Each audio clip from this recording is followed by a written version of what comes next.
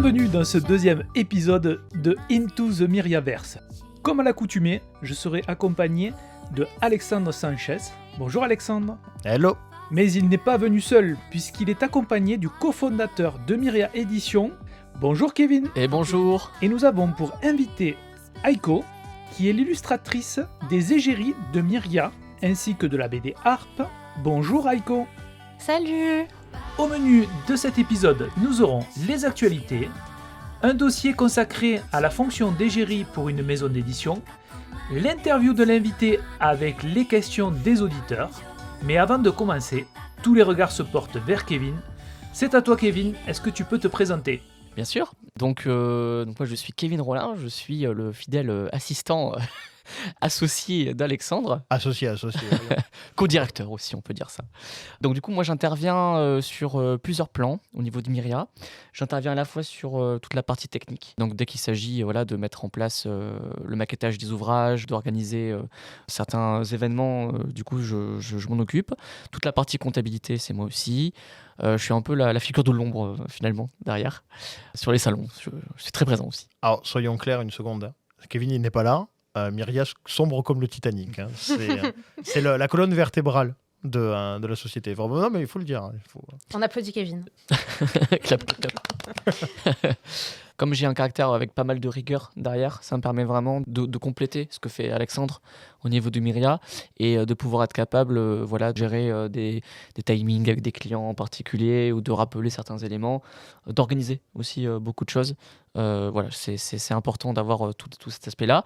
J'ai un profil web à la base, donc j'ai fait un DUT informatique qu'on appelait le DUT sous SRC à l'époque et aujourd'hui à MEMI. Donc il m'a ouvert en fait à tous les métiers du numérique. Et ensuite, je suis parti faire une licence de japonais. D'accord. Pour finalement atterrir ensuite en master d'infocom, donc la continuité du DUT. J'ai fait plusieurs stages par-ci par-là. J'ai travaillé dans le jeu vidéo indépendant. J'ai travaillé pour une plateforme de ce qu'on appelle EMLS. C'est-à-dire en fait une plateforme où on va donner des cours. Et en fait, on faisait en sorte de donner des formations dans plein d'entreprises dont le but était d'évaluer les compétences en mathématiques. Et moi, je m'occupais d'ajouter ce qu'on appelle de la gamification à l'intérieur, donc de motiver les salariés pour en fait derrière faire en sorte qu'ils puissent faire ces cours-là et les tester au niveau de leurs compétences. Ensuite, il y a eu le Covid. Donc, je me suis retrouvé, j'avais fini mes études, je me suis retrouvé sans emploi. C'était un peu une période compliquée. Et ensuite, c'est aujourd'hui mon quotidien. Donc, j'ai 3 casquettes. Donc, comme je l'ai dit, je suis du côté de Myria en tant que co-directeur. Je suis enseignant de game design d'infographie. Donc, dans une école de jeux vidéo qui s'appelle Studio Mercier, c'est à Béziers. Donc, j'ai avec moi plein d'élèves super sympas, du coup, sur lesquels en fait, je leur enseigne les mécaniques de jeu, comment est-ce que ça fonctionne, la culture du jeu vidéo, de l'histoire aussi. Et après, toutes les bases au niveau du level design. Et la 3e casquette, c'est, comme je disais tout à l'heure, le côté web. En fait, je suis salarié dans une boîte qui s'appelle Fort Trainer Cresport, où je vends du matériel sportif innovant, donc des capteurs cardiaques notamment, des GPS. Après, on a du matériel plus classique, comme du matériel de musculation, d'entraînement. Et en fait, ce qui est marrant, c'est qu'ils ont une partie édition. Donc, en fait, ils vendent des ouvrages liés au sport. Et du coup, moi, j'ai fait mes armes à ce niveau-là, parce que il fallait que j'intervienne pour le maquettage de certains livres, la communication. Et quand Alexandre est arrivé à ce moment-là, parce qu'en fait, on se connaît depuis, je ne l'ai pas indiqué, mais depuis 15 ans, je pense qu'il avait peut-être déjà raconté. Ils connaissent le lore. L'épisode d'avant. Sinon, je vous renvoie à l'écoute du premier podcast. Eh bien, en fait, on avait commencé à travailler ensemble. Et ensuite, quand Alexandre m'a proposé à nouveau ce projet-là, moi, j'ai bougé. Je suis parti de Bordeaux et je me suis installé à Béziers, non seulement pour donner des cours, mais surtout pour pouvoir être présent pour Myria. On avait commencé ensemble à tâter un peu le terrain et à faire des dossiers par rapport à la structuration, le premier noyau de ce qu'on voulait faire par rapport à la maison d'édition. Mais c'est qu'une fois qu'on s'est installé, qu'on a pu entrer dans une pépinière, avoir un bureau et commencer à faire des choses intéressantes. Donc voilà un peu le topo. Et peut-être aussi, dernier élément, je suis aussi artiste-auteur moi-même. Donc en fait, il y a une œuvre que je suis en train d'écrire qui s'appelle Célestial. Il y a un roman et un manga en préparation dessus, qui de base devait être un jeu vidéo, mais qui sait peut-être qu'il y aura un jour un jeu vidéo dessus. Eh bien, merci Kevin pour ce sympathique préambule. Nous allons passer aux actualités.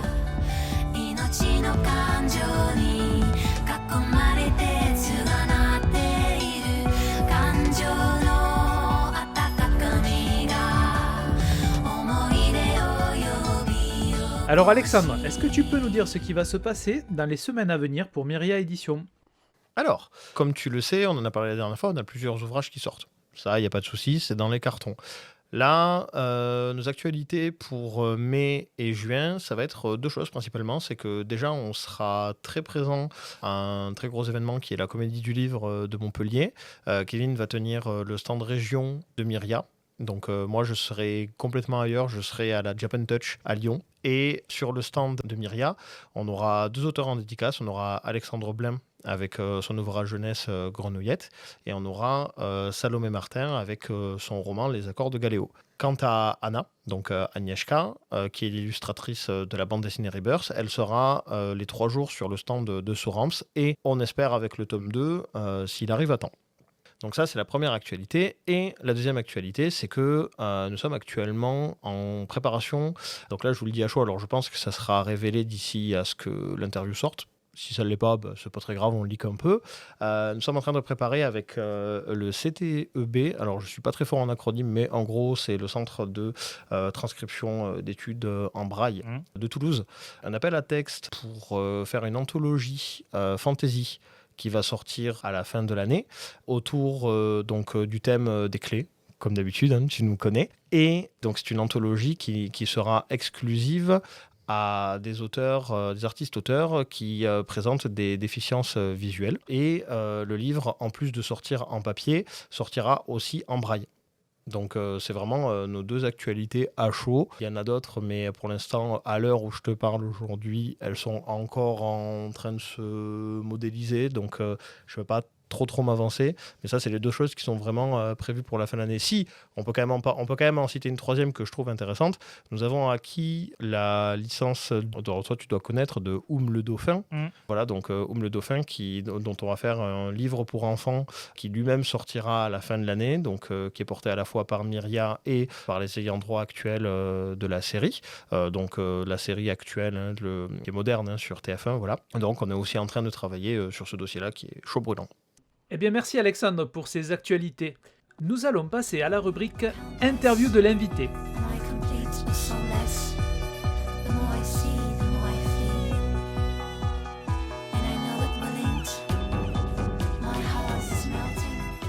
Pour cette interview, Lou, nous avons récolté des questions des auditeurs. Mais avant de commencer l'interview, est-ce que tu peux te présenter ? Oui, bien sûr. Alors, moi, je suis une artiste de 23 ans qui a eu l'honneur de bosser pour Alexandre, Kevin et Myria de manière générale. Du coup, j'ai surtout pour le moment illustré Harpe, qui est un conte jeunesse qui parle dans une double lecture du deuil. C'est un peu une approche difficile qu'on peut avoir pour les enfants, et donc c'est un peu une initiation entre gros guillemets. J'ai fait des années d'études en histoire de l'art, j'ai une licence. Et maintenant, je suis plutôt dans des études d'art, donc j'ai décidé de vraiment en faire mon métier. Je suis à l'école Pivot, et avec potentiellement l'ambition de bosser en tant que concept artiste un peu plus tard, et toujours dans l'illustration à côté avec Alexandre, Kevin, Myria.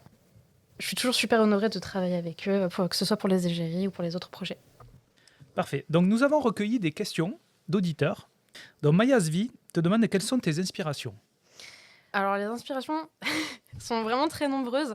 On va dire que pour ce qui est vraiment de la culture pop, l'une de mes inspirations principales, c'est une artiste qui s'appelle Maya Takamura, donc, qui est japonaise et qui est connue pour avoir notamment illustré la série The Epic of Z-Back, qui n'est pas forcément connue en France, mais dont les musiques ont eu un petit carton sur YouTube, on va dire. Sinon, en influence notable, on a aussi Ryo Suzuri, qui a fait Madoka, donc qui est plutôt un manga seinen, un petit peu horrifique, plus pour les adultes. Daisuke Igarashi aussi, qui a fait Les Enfants de la Mer, dont je m'inspire surtout, peut-être pas pour le style de dessin cette fois, mais plus pour le lore et les histoires et la narration. Et ensuite, en dernier, je pourrais parler de Kozue Amano, donc qui a fait les séries Aqua, Aria et Amanchu, qui est cette fois une grosse inspiration pour les expressions faciales. Alors, une question de Mounir. Qui sont tes artistes préférés, historiques et contemporains ? Alors, historique et contemporain. Alors, historique... On va dire que dans les artistes classiques, j'ai beaucoup d'influence, mais On va dire que la plus grosse, c'est plus Gustave Doré. Gustave Doré, du coup, qui est un artiste qui est connu pour ses illustrations de livres et pour ses gravures. Ça a été l'un des premiers à faire des illustrations de contes à grande échelle et qui en a illustré énormément. Donc c'est une véritable source d'inspiration pour ce qui est des compositions. Il a aussi fait des illustrations pour la Divine Comédie de Dante, qui est un ouvrage qui m'a beaucoup marqué vis-à-vis de l'univers biblique, angélique, démoniaque, tout ça, qui résonne beaucoup avec mon propre univers et les lores que je développe. Au-delà de ça, on pourrait citer par exemple Ernest Ebert ou Knop, plus cette fois pour le côté un petit peu onirique des illustrations. J'aime beaucoup les peintres symbolistes de manière générale. Alors, Mounir toujours, quels sont tes points forts et points faibles en dessin? Point fort, on va dire que c'est plutôt la couleur, je dirais, la narration dans l'image et les compositions. On va dire que c'est là que je mets le plus d'efforts. Et pour ce qui pêche un petit peu plus, les points les plus faibles, je pourrais parler peut-être des proportions des corps, mais ça, on le travaille toute la vie. Donc bon, ça va, tant que c'est pas trop choquant, c'est ok. La perspective aussi, c'est toujours toute une affaire. Mais bon, on va dire que je m'en sors. Alors, Wayne Insist te demande, est-ce que tu as des projets en cours chez Myria? Alors oui, notamment donc le plus gros projet actuellement, c'est l'illustration du light novel des archives d'ARK, donc qui est un univers écrit par Alexandre Sanchez et qui est dans la continuité de l'univers d'Imaginary Rebirth, du coup avec pas vraiment les mêmes personnages. Enfin, les personnages d'ARK vont apparaître en partie dans Imaginary Rebirth. Et du coup, c'est un light novel, donc c'est une sorte d'hybride roman-manga, donc un roman avec des planches de manga dedans ou des illustrations. En noir et blanc, en l'occurrence, avec des trames, etc. Donc c'est plus dans le genre shonen. Donc très loin de ce que j'ai fait pour Harp. Pas du tout un livre pour enfants, en l'occurrence. Et donc, a priori, on aurait les 2 tomes qui sortiraient peut-être au courant de l'année. Les 2 premiers tomes. Toujours Wayne Insist te demande si tu comptes adapter une de tes histoires personnelles dans un média en particulier. Alors, c'est la grande question. Oui, je compte adapter des histoires que j'écris, mais dans quel média? C'est un grand mystère. Alors, pour le moment, on va dire que j'ai 2 univers. Donc, il y a Ouroboros, qui est l'univers que je développe depuis vraiment le plus longtemps, qui est en rapport avec les anges, les démons, beaucoup de mythologie. C'est un grand gloubi-boulga de tout ce que j'ai appris en histoire de l'art et dans mes lectures depuis que je suis petite, parce que je suis passionnée d'histoire depuis vraiment le plus jeune âge.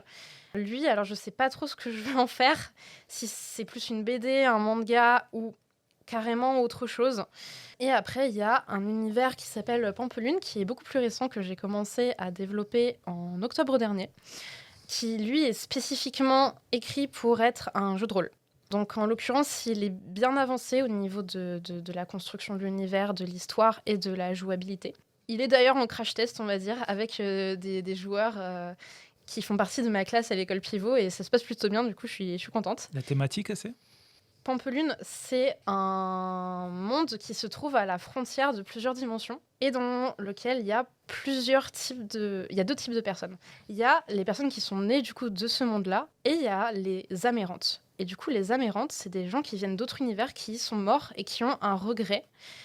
Et leur âme se retrouve propulsée dans Pampelune. Et dans Pampelune, ils vont devoir réaliser, du coup, soit leur rêve, soit résoudre ce qui a provoqué leur regret. Et ils ont un temps limité pour le faire, sinon leur âme est dissoute dans le néant. Sauf qu'en fait, c'est impossible de savoir combien de temps il nous reste pour réaliser notre souhait. Donc du coup, les joueurs sont des amérantes ou alors des gens qui sont nés à Pampelune. Et du coup, si c'est des amérantes, ils ont un souhait à réaliser dans un temps imparti que je décide en tant que maître du jeu. Et si ce sont des gens qui sont originaires de Pampelune, eh ben, ils vont avoir un autre but. Tout ça en relation avec l'histoire du monde de Pampelune, où il y a eu des guerres de religion, où il y a eu une inquisition, et où il y a un dieu qui a disparu. Il y a 6 divinités qu'on sait qui sont issues de 6 aventuriers, qui ont vécu une aventure il y a 500 ans environ. Et les souhaits sont en train de disparaître aussi. Donc c'est-à-dire que les gens perdent la mémoire, et s'ils perdent la mémoire et leurs souhaits, eh ben, en fait, ils peuvent pas les réaliser, et du coup, ils sont condamnés à disparaître. Est-ce que tu peux nous expliquer comment tu as créé les égéries de Myria? Alors, les égéries de Myria, du coup, pour les gens qui écoutent le podcast et qui ne savent pas vraiment de quoi on parle, les égéries de Myria, du coup, c'est le premier travail que j'ai fait en partenariat avec Myria. Ça concerne du coup les 6 avatars de la mascotte de Myria, donc qui s'appelle Myria, du coup qui est une jeune femme qui a 6 apparences inspirées de 6 clés qui ont été designées par une jeune femme qui s'appelle Évangèle, Scarlet Wings sur Facebook. Du coup, chaque clé vient de l'univers d'Alexandre d'Imaginary Rebirth et ont toutes un nom et des significations différentes. Et du coup, Myria a pris une apparence différente pour chacune des clés. Il y a 6 égéries pour les 6 clés. Donc Shoyu te demande sur quelle forme de Myria as-tu préféré travailler et quelle est la forme dont tu es la plus fière. Préféré travailler, je pense que c'est sur la Myria d'origine, qui est la Myria de temps, si je dis pas de bêtises. Oui. Pour ceux qui voient pas de laquelle il s'agit, c'est la Myria qui est dans les tons noir, rouge et or. Donc vraiment la Myria d'origine. C'est celle qu'on fait apparaître partout. C'est ça, c'est la première que j'ai faite. Et vraiment, ça a été celle avec laquelle j'ai préféré travailler parce que le design est un petit peu inspiré d'une de mes grandes passions depuis que je suis petite, soit les Vocaloids. Voilà. Et sinon, celle dont je suis le plus fière, c'est super dur comme question. Honnêtement, c'est super dur parce que je suis fière de toutes. Mais ma préférée, c'est la Myria Esprit. C'est celle qui a des ailes. Du coup, celle avec des ailes vertes et rouges qui est inspirée du coup de l'univers angélique, mais aussi de la mythologie gréco-romaine. Ce qui fait écho à mes études en histoire de l'art, donc j'ai un affect particulier avec celle-ci. Wayne6 te demande est-ce que tu comptes te servir de tes capacités en concept art pour Myria. C'est déjà fait du coup. Pour les égéries, c'était vraiment du concept art. Et ensuite, est-ce que je compte m'en servir dans le futur Bien sûr. Selon ce que Alexandre et Kevin me demanderont, ce sera avec plaisir, puisque le concept art, c'est vraiment mon dada, c'est ce que je préfère faire. Tu peux notamment parler de certains objets qui trônent à côté de nous actuellement. C'est vrai. Alors, à côté de nous, vous ne voyez pas, évidemment, mais il y a une grande figurine du personnage de Ciel, du coup, qui est le protagoniste des archives d'ARK, du coup, le light novel que j'illustre. Et en l'occurrence, avant la modélisation 3D de cette figurine, j'ai fait le petit concept du coup de la pose de face, la pose de profil, etc. C'est ça. C'est une statue de 70 cm quand même, hein, beau bébé. Là actuellement, pour l'instant, elle n'est que cosmétique, mais on est actuellement en train de travailler pour, alors pas forcément pour la sortie d'ARK, mais ça servira à promouvoir les light novels quand on les aura. On est en train de travailler sur une expérience immersive pour faire un environnement 3D autour de Ciel, donc le personnage, pour le faire bouger, pour faire bouger le squelette qu'il y a autour de lui. Voilà, donc pour vraiment faire une scène en 3D qui pourra illustrer le livre mieux que nous-mêmes. J'ai envie de dire. Peut-être une photo quelque part. On la montrera. De toute façon, la photo est sur nos réseaux sociaux, donc oui, c'est vrai. N'hésitez pas à aller sur Instagram, TikTok. De toute façon, je l'ai pris en photo tout à l'heure, donc je la mettrai en story peut-être. Parfait. Il y a une autre utilisation dont on n'a pas parlé, c'est de la Myria Temps. C'est l'utilisation de la machine hologramme que l'on a fait. Ah, c'est vrai. Parce que du coup, Myria a aussi une partie studio. Oui. Vas-y, développe. Dont on a beaucoup parlé, mais vas-y, je t'en prie. Ouais. Donc en fait, la Myria Temps, on l'a fait apparaître. Nous, dans Myria, on adore faire en sorte de faire sortir l'univers du livre pour en fait le rendre plus immersif. C'est-à-dire transmédia du coup. C'est exactement ce qu'on appelle le transmédia. Et en fait, ce côté-là immersif, c'est aussi d'ailleurs ce qu'on retrouve dans le jeu vidéo et qui arrive tant à plaire parce qu'en fait, on rentre dans un univers. Dans la machine hologramme qu'on a créée, qu'on a conçue, tout simplement, en fait, Myria apparaît en tant que guide pour en fait expliquer le contenu et présenter les différents ouvrages que l'on a fait chez nous. Et en fait, il faut savoir que on s'en sert. Alors, ça demande une certaine logistique, donc parfois il est compliqué de déplacer la machine, mais lorsqu'on peut le faire, en fait, ça attire énormément la clientèle. On a à chaque fois les enfants qui s'émerveillent devant Myria parce qu'en fait, on a travaillé avec des comédiens de doublage qui leur ont prêté des voix, qui fait qu'elle s'adresse directement au public. Et nous, en fait, on a programmé des séquences qui permettent tout simplement d'interagir entre le public et ce qui pourrait s'apparenter à un hologramme dans la machine. Donc là, voilà, vous pouvez entendre quelques voix en fond. Salut, bienvenue chez Myria Édition. Myria Édition, une myriade d'univers. Oh, les accords de Galéo. Une histoire fascinante qui mêle romance et intrigue politique dans un univers de fantasy et de steampunk. Si un des univers de Myria Édition t'intéresse, n'hésite pas à t'adresser aux vendeurs ou même aux auteurs présents en dédicace. Donc avec ces magnifiques voix que vous avez pu entendre, l'aspect immersif fonctionne bien. Il faut savoir que cette machine-là, en fait, elle est totalement adaptable. Nous, en fait, on s'en sert comme présentation de ce qu'on est capable de faire, du savoir-faire de Myria, mais on peut le mettre à contribution d'autres partenaires. par exemple, pour du showroom, on peut intégrer à l'intérieur de la machine autre chose qu'un hologramme. On peut mettre, par exemple, un modèle 3D d'un produit qu'on cherche à vendre, par exemple. Donc, proposer la machine, du coup, soit en location, soit faire en sorte que on conçoive d'autres machines pour d'autres acheteurs potentiels, d'autres partenaires, qui, à leur tour, du coup, utiliseraient cette technique-là d'immersion pour essayer de séduire le public et montrer un petit peu ce qu'ils peuvent faire. En plus, ce qui est intéressant avec cette machine, c'est que dans la modélisation qu'on a fait de Myria, on peut l'observer sur plusieurs faces différentes. Donc, elle apparaît vraiment comme un vrai personnage qui s'adresse à nous visuellement. Et donc, du coup, à chaque fois, on s'amuse en salon parce qu'on voit que les enfants, notamment, tournent autour de la machine pour pouvoir parler avec le personnage. Elle est aussi évolutive parce que, du coup, on pourrait imaginer, peut-être dans un futur plus ou moins proche, avec, pourquoi pas, un jeu d'IA de directement la rendre totalement interactive. C'est-à-dire plus seulement faire des séquences avec parce qu'on utilise des tablettes en fait, et un système de boutons, mais que directement, du coup, elle se mette à parler avec le public. Ça serait fou. Hein.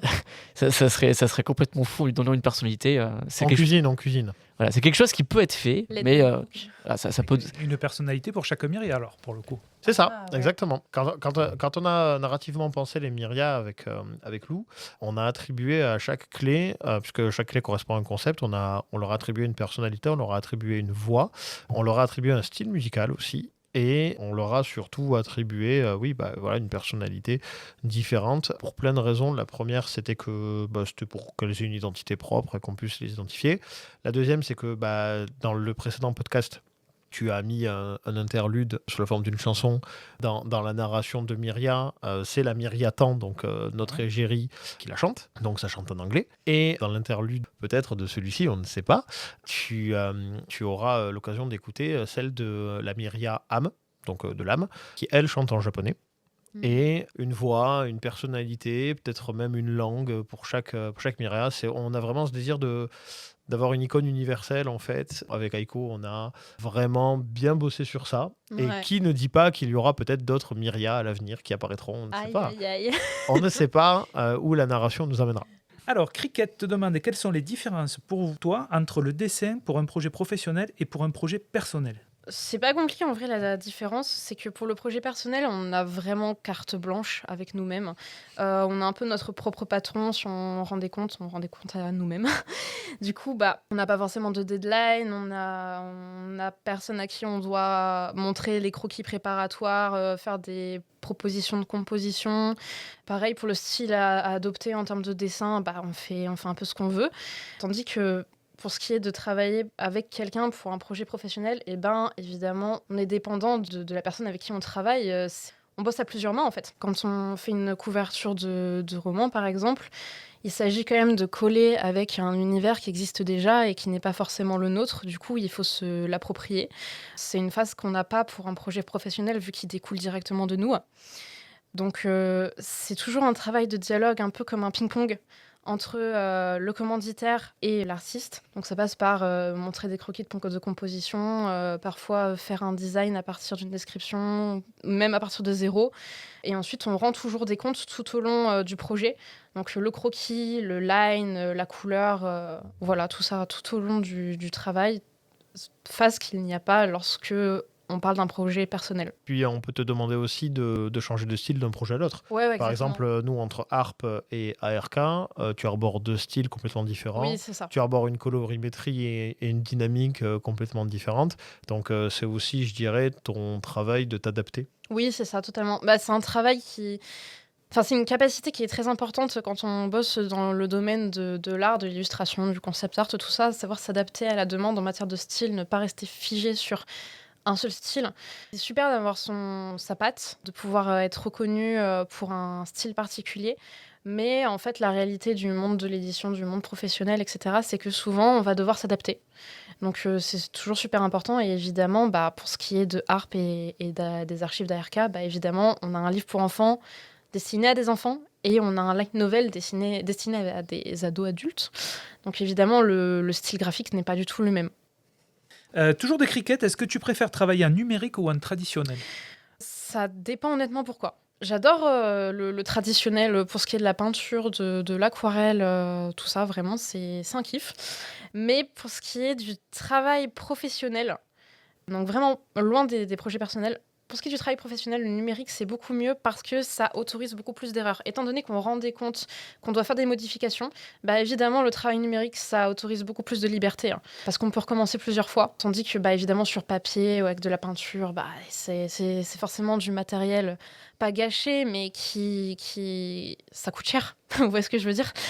Donc, quand on doit recommencer une composition de zéro, que notre feuille est trop peu abîmée, ça rentre dans le budget, etc.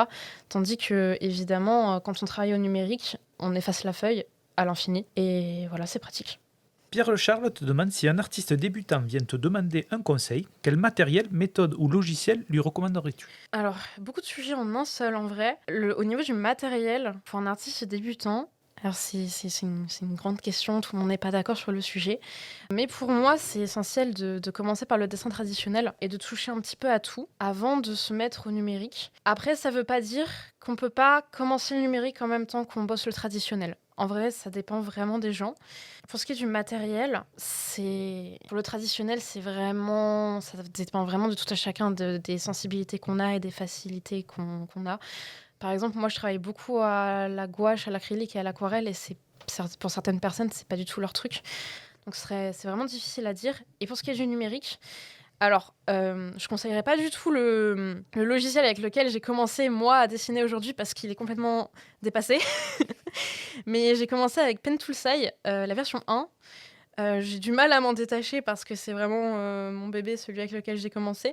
Mais à l'heure actuelle, pour un artiste débutant, je dirais que c'est mieux de commencer par Krita, CSP ou Procreate, parce que ça offre plus d'options, et notamment CSP a ça de bon qu'il a beaucoup d'options. Et que à notre époque, savoir maîtriser des logiciels complexes au numérique, c'est absolument essentiel. Et pour un artiste débutant, s'il peut se mettre à la suite Photoshop, à la suite Adobe très tôt, c'est vraiment bien, parce que après c'est super galère à apprendre. Et quand on veut bosser en studio avec des professionnels, c'est absolument essentiel de savoir s'en servir. Et je crois que c'est tout. La méthode, tu en as parlé? La méthode de dessin, alors c'est flou, mais comment dire, la méthode de dessin. Personnellement, j'ai... Plutôt main gauche ou plutôt main droite? Alors, c'est selon, hein, mais moi je suis droitière personnellement, mais sinon on n'a rien contre les gauchers ou les ambidextres. Let's go! Pour la méthode, ça dépend encore une fois de tout à chacun, de sa sensibilité, mais il y a des trucs quand même qui sont invariables.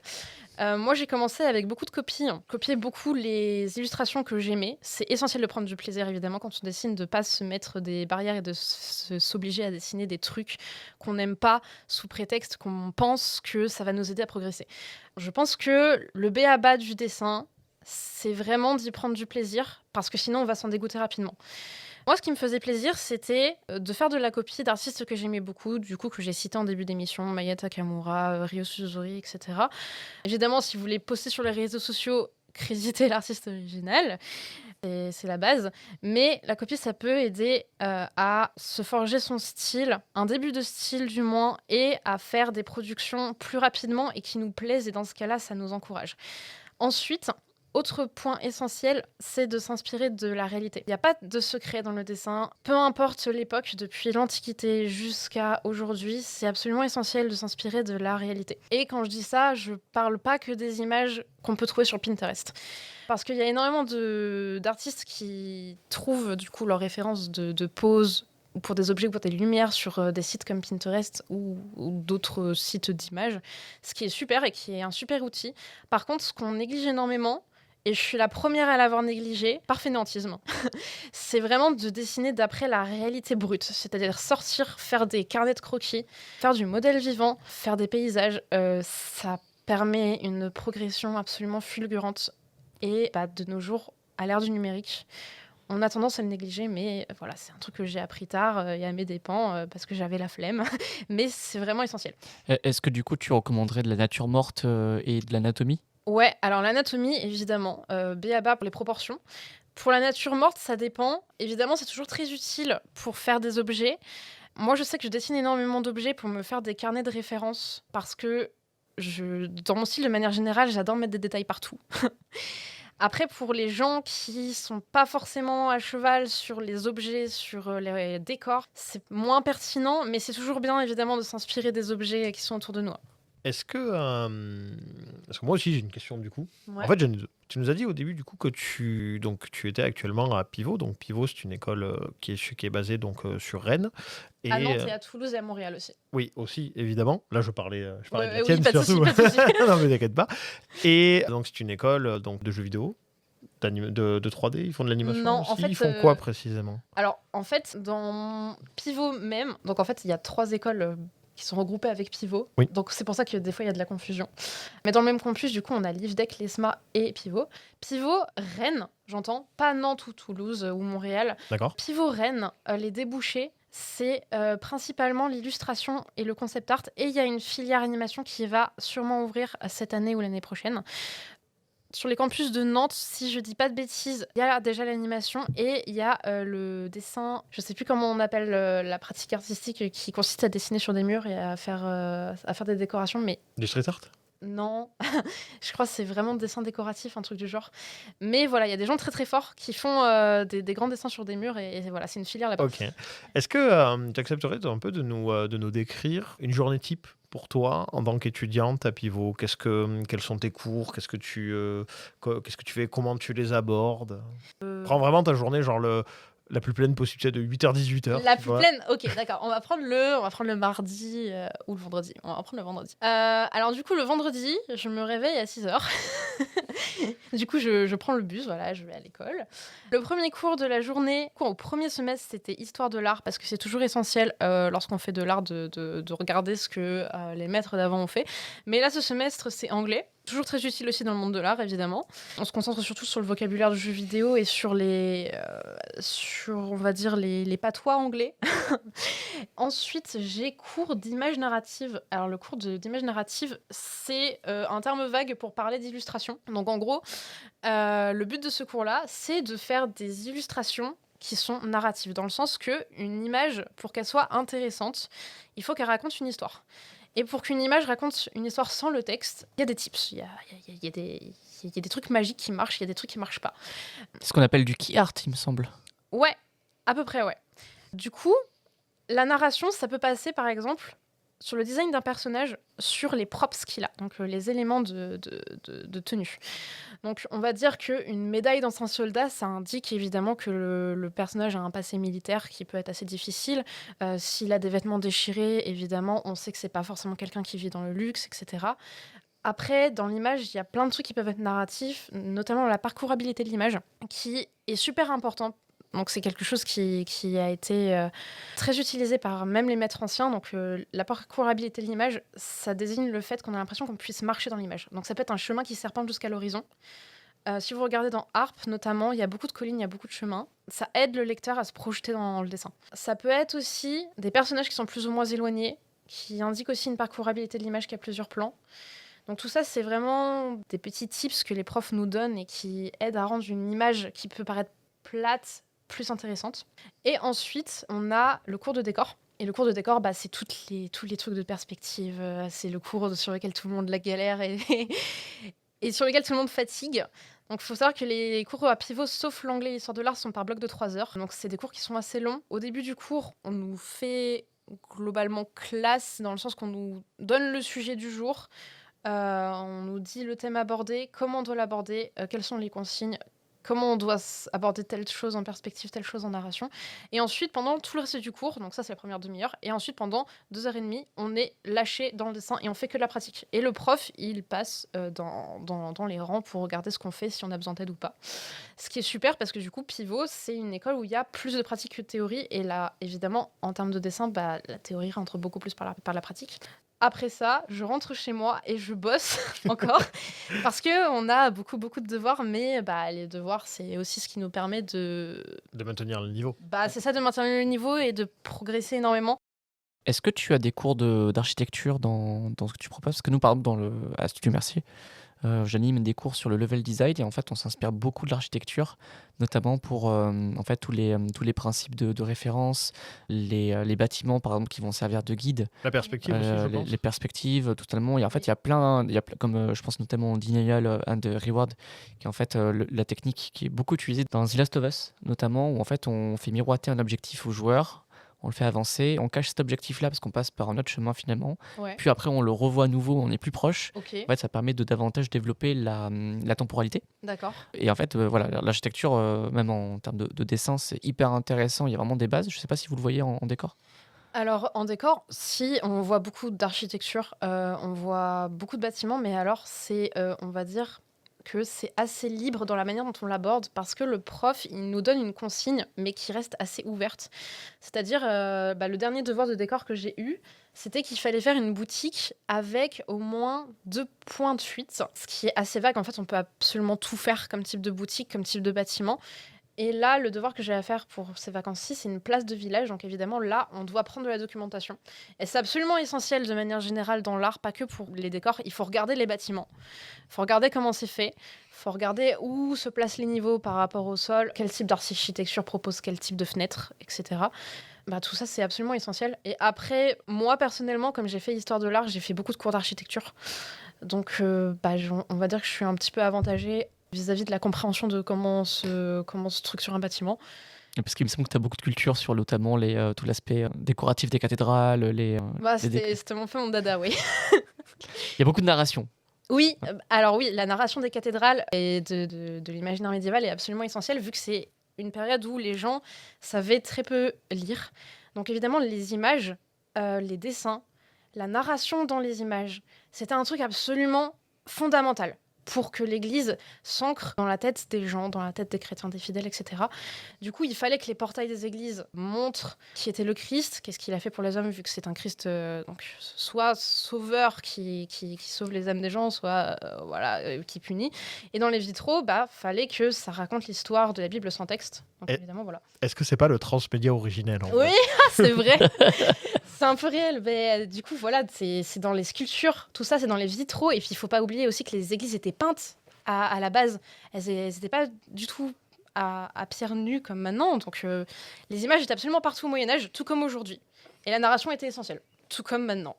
Alors du coup, j'ai une dernière petite question. Est-ce que du coup, au terme de toutes ces années d'études que tu es en train de faire, il y a peut-être un studio, une entreprise pour laquelle tu rêves de travailler, si ce n'est les studios Myria, bien sûr, évidemment.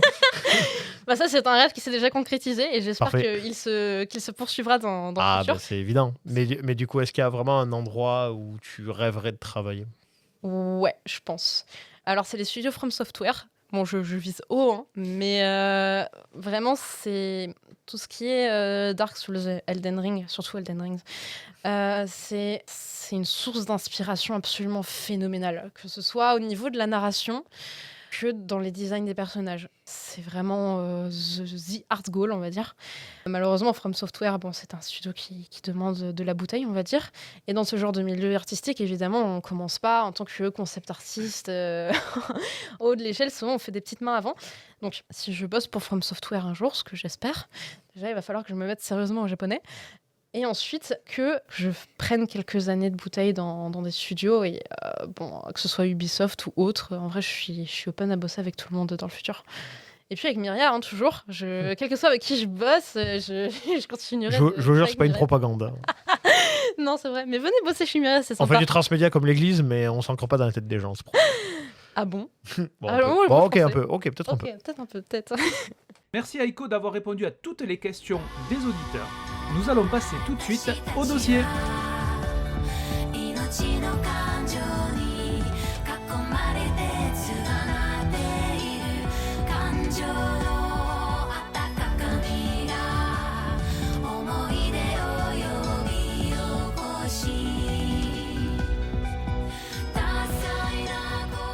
Avant de démarrer ce dossier, il faudrait peut-être nous expliquer ce qu'est une égérie pour une maison d'édition. Tout à fait. Alors, une égérie, en tout cas dans le sens où nous on l'entend, ça va être plutôt un symbole. Ça va être quelque chose qu'on va mettre en avant, qui va porter notre marque. En fait, c'est l'image de notre marque, si tu veux. Et on en a parlé un peu plus tôt, mais l'égérie Myria, telle qu'on l'entend, nous, c'était vraiment avec l'idée d'avoir un personnage, un avatar, une identité, qui puisse être assez forte pour se détacher de la maison d'édition. C'est-à-dire qu'en fait, quand on va penser à une maison d'édition de façon générale, on va penser à ses titres, on va penser à ses auteurs, on va penser à son catalogue, on va penser à toutes ces choses-là. Nous, notre ambition, c'était pas nécessairement ça. Bon, évidemment, on a envie que les gens pensent à ce qu'on fait, hein, attention. Hein. Mais notre ambition première, notre pari, c'était que quand les gens pensent à Myria Édition, ils pensent aux clés. Ils pensent aux avatars de Myria, ils pensent à tout notre univers narratif. On voulait en fait créer cet effet en sablier, cet effet un peu double kiss cool, comme j'aime bien l'appeler, où Myria, c'est à la fois une maison d'édition et c'est à la fois un univers. Et du coup, quand on a créé les égéries de Myria, on avait vraiment ça en tête en fait. Du coup, pour nous, une égérie, c'est vraiment ce concept-là. C'est une identité de marque. Ouais. En premier lieu, en surface, mais surtout une identité narrative qui permet aux gens qui ne nous connaissent pas de s'intéresser à ce qu'on fait sans nécessairement s'intéresser à ce qu'on fait. Je ne sais pas si tu vois ce que je veux dire. C'est une première entrée dans le monde de Myria, c'est pour rendre curieux les gens, on va dire, et c'est aussi pour ça qu'on a la grande bannière. Eh bien, en fait, le meilleur exemple que je puisse donner, d'ailleurs, c'est l'exemple pour lequel on s'est inspiré, c'est Vocaloid. Vocaloid, pour moi, Vocaloid, il y a deux types de fans. Il y a les fans de Vocaloid qui sont fans des designs des personnages et des histoires des personnages, et il y a les fans de Vocaloid qui sont fans des musiques sans nécessairement regarder les personnages. Et évidemment, il y a ceux qui aiment les deux. On aimerait qu'à terme, avec Myria, on puisse récolter ce type de fanbase. Ceux qui vont s'intéresser à Myria pour son côté maison d'édition ou studio de production, et ceux qui vont s'intéresser à Myria pour le lore narratif de ces personnages qu'on veut tenter de faire fleurir un peu partout. On sait que Myria Édition a la particularité d'utiliser le transmédia. Qu'est-ce qui est prévu pour Myria ? Alors du coup, au niveau des égéries, pas mal de choses. Donc Kevin, tout à l'heure, il a parlé de la machine à hologramme. Donc ça, c'est la première étape.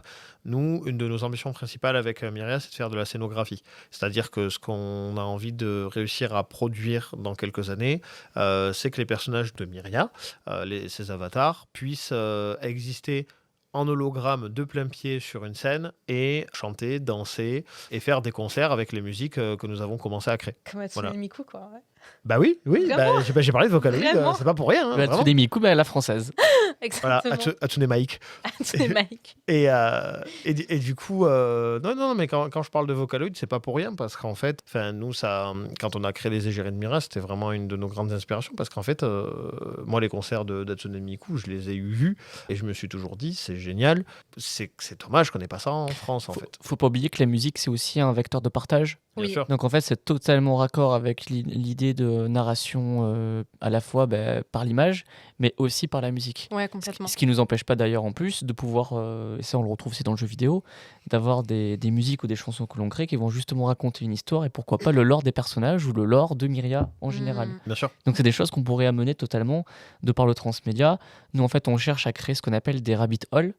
Donc en fait plusieurs points d'entrée qui permettraient en fait à tout un chacun de s'y retrouver, parce qu'il y en a qui vont préférer rentrer par l'univers parce qu'ils auront trouvé une chanson qui leur plaît.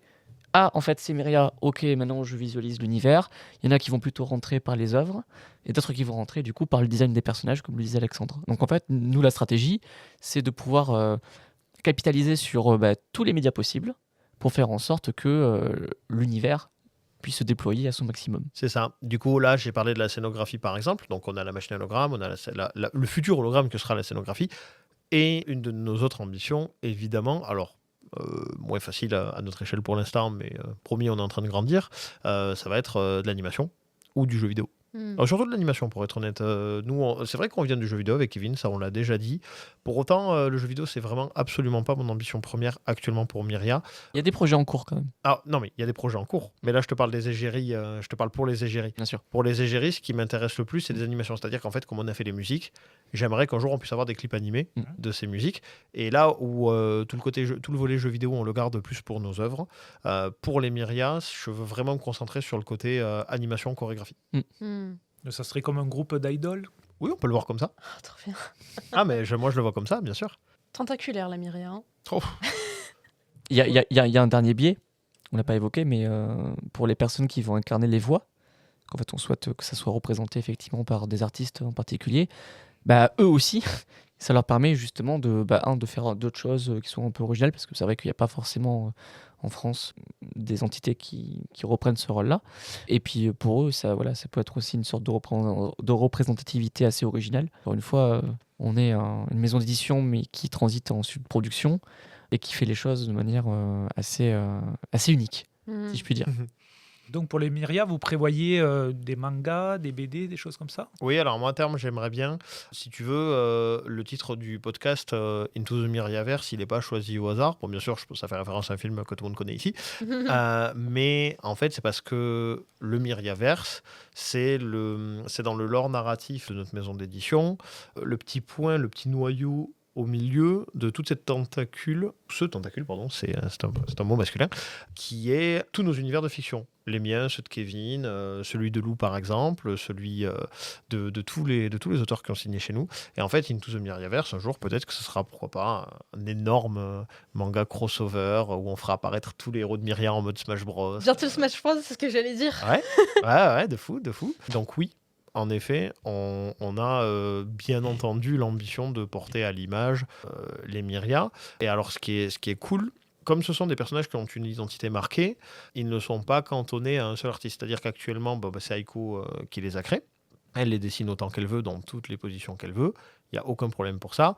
Mais peut-être que demain, si tu as quelqu'un qui arrive et qui nous dit, voilà, j'ai dessiné une Myria, donc une Myria qui existe déjà, j'entends, nous, ça nous est déjà arrivé d'avoir des fanarts. Et peut-être qu'à un moment donné, il y a un style qui va être très, très, très manga, et on va se dire, peut-être l'artiste qui va nous faire le Into the Myriaverse. Tu vois ce que je veux dire? Ouais, et moi, je trouve que c'est génial parce que ça ouvre au partage, en fait. C'est vraiment des personnages qui sont faits pour être appropriés, tu vois. C'est pas en mode, c'est Lou qui l'a dessiné, donc c'est Lou qui doit tout faire. Parce que Lou, elle a peut-être des projets aussi dans sa vie. Oui, on va peut-être pas la solliciter H24. Mais je trouve personnellement, je sais pas si vous me suivez sur ça, je trouve que c'est cool que ce soit des personnages qui puissent être appropriés un peu par n'importe qui. Une sorte de licence libre, en fait. Voilà, alors semi-libre, parce que c'est libre pour tous les gens qui travaillent avec nous, mais c'est pas libre en interne. Voilà, c'est pas libre pour ceux qui sont pas avec nous, bien sûr, mais qu'en interne, si demain on a un de nos artistes qui nous fait un truc de fou et qu'on lui dit vas-y,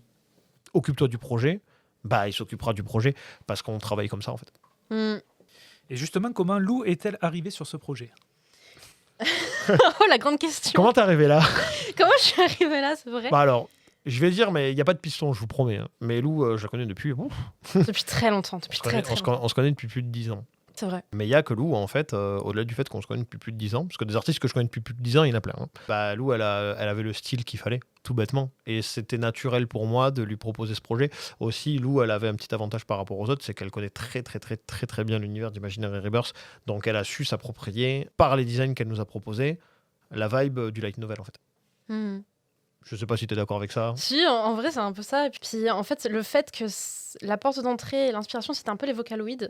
Tu savais que j'étais extrêmement fan des Vocaloids aussi. Bien sûr. Du coup, je pense que j'étais un peu la personne désignée juste parce que la porte d'entrée, c'était les Vocaloids.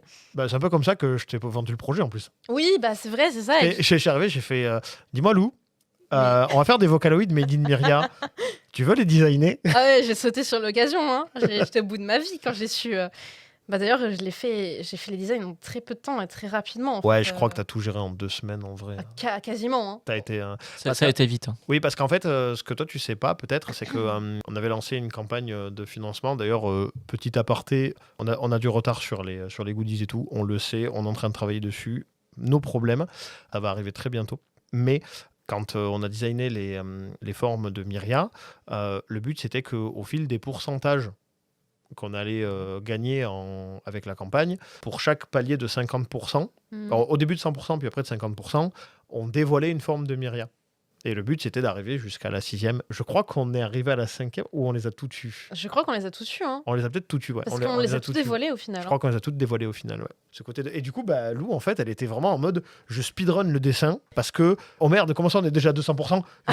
Et elle a formulé le dessin. Parce que le dessin a été fait au fur et à mesure, justement, de la découverte des paliers. Donc, en fait, oui, parce qu'on pensait pas aller aussi vite, en fait. La communauté, en fait, ça s'est transformé en jeu, en fait, pour la communauté. Ça a créé une émulsion. En fait, ça a fait en sorte de pousser l'aide, les investissements pour Myria. Donc Ouais, vraiment, en fait, j'ai fait la première forme de Myria et en fait, au-delà de créer du coup les designs et du coup de faire des full body très, très rapidement avec des designs à inventer, en fait, il y avait le poster à faire avec toutes les Myrias, c'est-à-dire qu'en fait, je devais aussi les redessiner toutes, chacune leur tour, sur une grande composition. Donc au début, en fait, il y avait les 6 Myrias, mais sous forme de personnages en noir, donc comme s'ils n'étaient pas débloqués dans un jeu vidéo. Et du coup, je devais les dessiner au fur et à mesure, comme ça, qu'elles se débloquaient. Et on a sorti, je crois, les 2 premières Myrias en même temps. Oui. Je me disais, tranquille, j'en ai une d'avance. Et le lendemain, non, c'était mort. Il y avait un autre pourcentage et la Myria n'était pas prête. J'étais en mode, oh. Et on était quasiment au pourcentage de la 4e. C'est ça. Du coup, Lou, elle s'est levée, elle a fait Exactement. J'ai pas compris ce qui se passait. J'ai fait ce que j'ai pu. J'ai speedrunné. Et au final, j'ai réussi à rattraper le retard. Mais la grosse goutte de sueur, je me suis pris un coup de pression. C'est vrai. En plus, c'était pendant le Covid, je crois. Bonne question. Ouais, je crois que c'était à la fin du Covid. C'était après. C'était après c'était on finisse le Covid, mais c'était juste après. Ok, c'était juste après. C'était début 2022, je crois, non? Ouais. Parce que je me rappelle d'une après-midi où en fait je venais de faire un de mes vaccins et genre j'ai vu les notifications et genre j'ai dû courir chez moi, j'avais mal au bras et tout. Terrible. Et bien voilà qui conclut ce dossier, ma foi, fort intéressant. Merci à tous. Alors Aiko, où est-ce qu'on peut te retrouver?